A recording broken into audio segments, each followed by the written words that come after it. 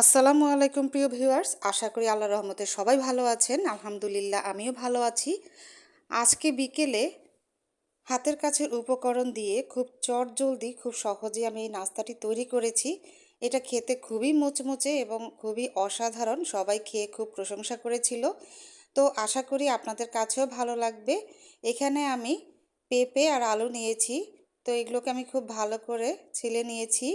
এবার এরকম একটা গ্রেটারের সাহায্যে আমি এই দুটোকেই গ্রেট করে নেব, মিহি কুচি। তো এই যে গ্রেট করা হয়ে গেছে, এবার আমি খুব ভালো করে ধুয়ে নেব, কষলে কষলে ধুয়ে নেব আমি। এবার ছেঁকে নিচ্ছি।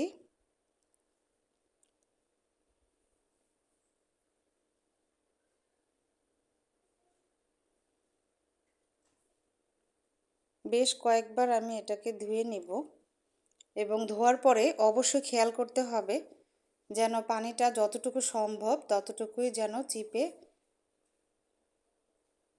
ফেলে দেওয়া যায়, অর্থাৎ পানিটা না থাকাটাই সবচেয়ে বেটার।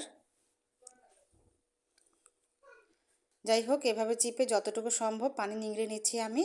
তারপরে এগুলোকে আমি একটা সাইডে রেখে দিব। এবার একটা বাটিতে নিয়ে নিলাম ময়দা বা আটাও নিতে পারেন।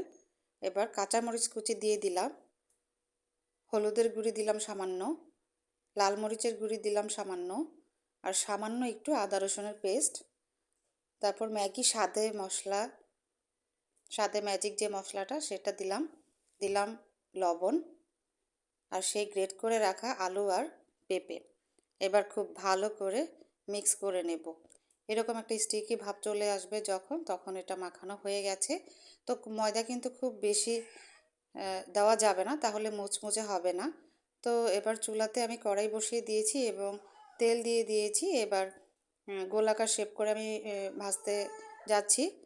তো আপনারা চাইলে চ্যাপ্টা চ্যাপ্টা করেও ভাজতে পারেন, লম্বা করে ভাজতে পারেন, তাতে কোনোই সমস্যা নেই। আমি আজকে গোল গোল করেই ভেজেছি। তো উল্টে পাল্টে লালচে ব্রাউন করে এগুলোকে তুলে নেব। এই নাস্তাটি খেতে খুবই মজার, আপনারা বাসায় অবশ্যই তৈরি করে দেখবেন, ঝামেলামুক্তভাবেই তৈরি করা যায়। আশা করি আপনাদের কাছেও ভালো লাগবে। সবাই অনেক ভালো থাকবেন, আমার জন্য দোয়া করবেন, আর বাসায় অবশ্যই তৈরি করে খাবেন। আল্লাহ হাফেজ।